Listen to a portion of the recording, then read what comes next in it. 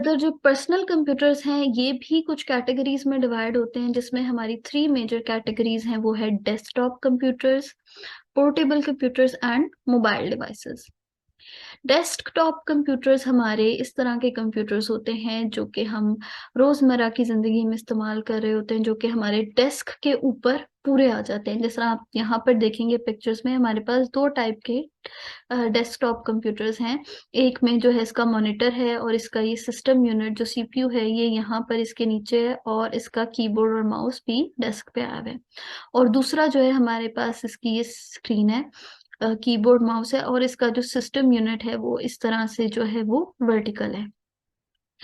तो ये वाला जो हमारा है ये जिसका सिस्टम यूनिट जो है हॉरिजॉन्टल है, ये हमारा जो है वो मॉडल काफी पुराना है, आजकल ये यूज नहीं होते। और जो ये हमारा सिस्टम यूनिट जिसका ऐसे वर्टिकल पड़ा हुआ है, इसको टावर मॉडल भी कहा जाता है।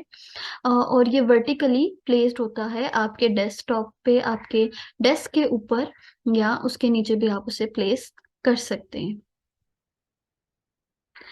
नेक्स्ट हमारे पास कैटेगरी है पोर्टेबल कंप्यूटर्स की। पोर्टेबल कंप्यूटर्स जो हैं वो आप कहीं पे भी कैरी करके ले के जा सकते हैं। इनके पास रिचार्जेबल बैटरीज होती हैं। जिस तरह हमारे डेस्कटॉप जो कंप्यूटर्स हैं, इसको कंटिन्यूसली जो है आपको इलेक्ट्रिसिटी सप्लाई की जरूरत होती है कि अगर आपकी इलेक्ट्रिसिटी पावर कट ऑफ हो जाए तो आपके डेस्कटॉप कंप्यूटर भी उसी वक्त ही स्विच ऑफ हो जाएंगे। मगर पोर्टेबल कंप्यूटर्स रिचार्जेबल होते हैं। अगर आपने इनको चार्ज किया हुआ है तो आपको इसको हर वक्त जो है वो इलेक्ट्रिक पावर सप्लाई करने की जरूरत नहीं है। आप इसे चार्ज करके कहीं पे भी यूज कर सकते हैं और कहीं पे भी कैरी करके लेके जा सकते हैं। जिस तरह की इसकी पहली कैटेगरी है हमारे लैपटॉप कंप्यूटर्स। लैपटॉप कंप्यूटर्स को नोटबुक कंप्यूटर्स भी कहा जाता है। ये हमारे पास एक बुक टाइप कंप्यूटर होते हैं जिसके पास साथ एक स्क्रीन होती है, इसका कीबोर्ड होता है और इसके ऊपर एक टच पैड होता है। हम इसका जो सिस्टम यूनिट है, जिस तरह हमने डेस्कटॉप पे देखा था कि इसका सिस्टम यूनिट यहाँ पे इस तरह वर्टिकल है, इसका हॉरिजॉन्टल है, तो लैपटॉप्स का जो सिस्टम यूनिट है, जो सीपीयू वगैरह है, वो इनके ये कीबोर्ड के नीचे ही होता है, इसका सारा प्रोसेसर और स्टोरेज डिवाइसेस। तो इसलिए हम इसको उठा के कहीं पे भी इजीली लेके जा सकते हैं और हम अपनी लैप पे प्लेस कर सकते हैं, इसलिए इसका नाम लैपटॉप कंप्यूटर रखा गया है। और इसकी जो स्क्रीन है यूजुअली एलसीडी होती है, जो कि लिक्विड क्रिस्टल डिस्प्ले होती है। और ये जस्ट लाइक नोटबुक होते हैं, हम इसको बुक की तरह फोल्ड भी कर सकते हैं और ओपन करके यूज भी कर सकते हैं, like a brief case also. Next हमारे पास जो पोर्टेबल कंप्यूटर है वो है tablets. Tablet is just a screen. इसके साथ कीबोर्ड भी नहीं होता। आप इसकी स्क्रीन जो है वो सेंसर बेस्ड होती है, टचेबल होती है, कि आप स्क्रीन को टच करके इसको यूज कर सकते हैं, इसको कमांड दे सकते हैं। और इसका जो भी प्रोसेसर और स्टोरेज डिवाइसेस होती है वो इसके स्क्रीन के पीछे सब कुछ लोकेट होता है, उसी में उसके साथ एम्बेड होता है और उसके साथ जो है उसको इनक्लोज्ड किया जाता है। तो इसका सिस्टम यूनिट और कीबोर्ड सेपरेट नहीं होता, और कीबोर्ड भी इसकी स्क्रीन पे आ जाता है जिसको आप टच करके यूज कर सकते हैं। लैपटॉप की भी टैबलेट की भी हमारे पास फर्दर 2 टाइप्स हैं, स्लेट एंड कन्वर्टेबल। जो स्लेट टैबलेट होते हैं उसके साथ सेपरेट कीबोर्ड नहीं होता, उसका वर्चुअल कीबोर्ड उसकी स्क्रीन पे ही आ जाता है जिसको आप टच करके यूज कर सकते हैं। और जो कन्वर्टेबल टैबलेट्स होते हैं इनके साथ एक सेपरेट कीबोर्ड भी आता है, जिस तरह ये हमारे पास है, कि इसको आप स्क्रीन को सेपरेट भी कर सकते हैं, उसको फोल्ड करके भी यूज कर सकते हैं अगर आपको कीबोर्ड नहीं यूज करना, और आप इसको लैपटॉप की तरह भी यूज कर सकते हैं। इसकी स्क्रीन जो है वो रोटेटेबल होती है 1 अप टू 180 डिग्री एंगल। जो थर्ड हमारी कैटेगरी है पर्सनल कंप्यूटर की वो है मोबाइल डिवाइसेस। मोबाइल डिवाइसेस भी हमारे पास रिचार्जेबल डिवाइसेस होती हैं। जिस तरह लैपटॉप डिवाइसेस जो हैं ये भी रिचार्जेबल हैं, मगर ये साइज में बड़ी होती हैं, ये एक ब्रीफ केस की तरह होती हैं। मगर जो मोबाइल डिवाइसेस हैं ये हमारे हैंड या पॉकेट में इजिली फिट आ सकती हैं और हम इन्हें कहीं पे भी इजिली कैरी करके लेके जा सकते हैं। इसमें भी हमारे पास कोई फिजिकल कीबोर्ड और माउस नहीं होता। इसकी जो सारी जो प्रोसेसर्स और मेमोरी कार्ड, जो स्टोरेज डिवाइसेस होती हैं, वो भी परमानेंटली इसके साथ ही इसकी स्क्रीन की बैक साइड पे एम्बेड की जाती हैं, उसके साथ अटैच की हुई भी होती हैं। जिस तरह हम लोग आजकल स्मार्टफ़ोन यूज़ करते हैं, हमारे जो मोबाइल फ़ोन्स हैं, इससे हम एक मोबाइल डिवाइस है, इसके थ्रू से हम इंटरनेट से कनेक्ट हो सकते हैं, हम कॉल्स कर सकते हैं, मैसेज सेंड और रिसीव कर सकते हैं और डिफरेंट एंटरटेनमेंट पर्पसेस के लिए हम यूज़ कर सकते हैं, सोशल मीडिया ऐप यूज़ कर सकते हैं। नेक्स्ट मोबाइल डिवाइसेस में हमारे पास है hand held computers. Hand held computers जो हैं ये ज़्यादातर वेयर हाउसेस या किसी ऑर्गेनाइजेशन में यूज़ होते हैं, ये आजकल यूज़ नहीं होते, बहुत कम इनका यूज़ है।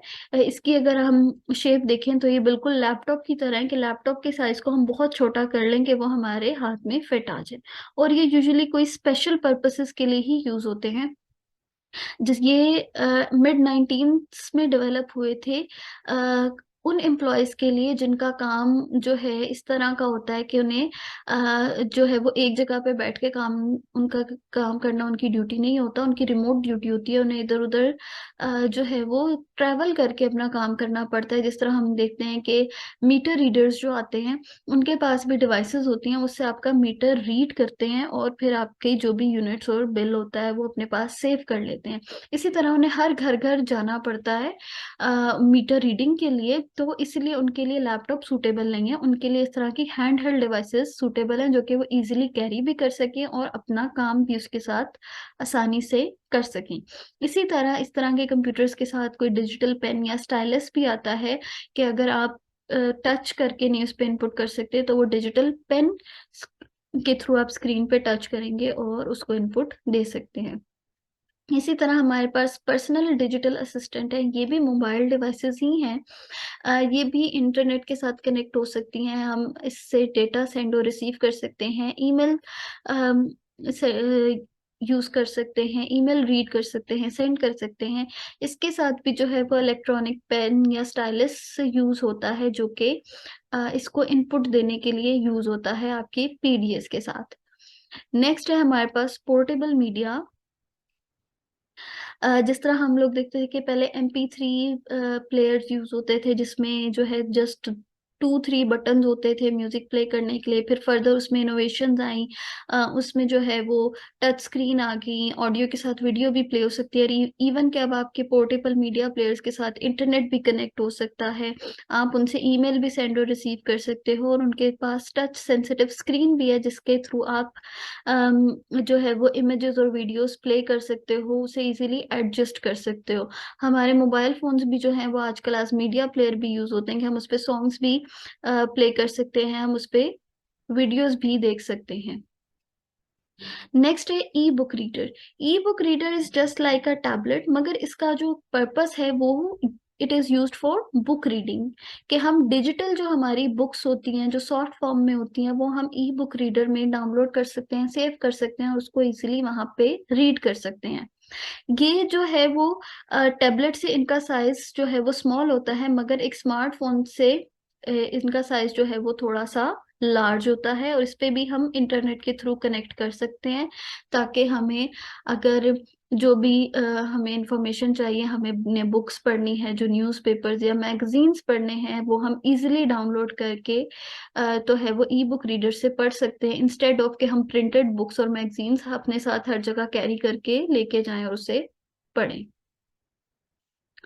लास्ट है हमारे पास ATM which is also called automated teller machine.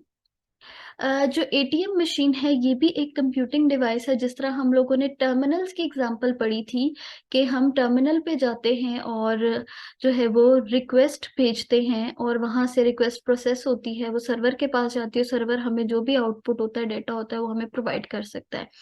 इसी तरह एटीएम में जब हम जाते हैं तो हम अपना कार्ड एंटर करते हैं, उसको टच स्क्रीन के थ्रू या उसके पास जो कीपैड होता है उससे रिक्वेस्ट भेजते हैं और एटीएम से वो रिक्वेस्ट जाती है बैंक के मेन कंप्यूटर पे, सर्वर कंप्यूटर पे और वहाँ से जो भी हमारी रिक्वेस्ट होती है, वो प्रोसीड होती है, वो अ चेक किया जाता है कि हमारा जो पिन है वो करेक्ट है और जो भी हमारी रिक्वेस्ट है मनी विथड्रॉ करने की या डिपॉज़िट करने की या बैलेंस चेक करने की, वो फुलफ़िल होती है और आप देखते हैं कि आपकी अगर आपने जो मनी है वो विथड्रॉ करनी है, कैश विथड्रॉ करना है तो आपके पास आ जाता है और साथ आपको एक इंक्वायरी स्लिप भी दे दी जाती है।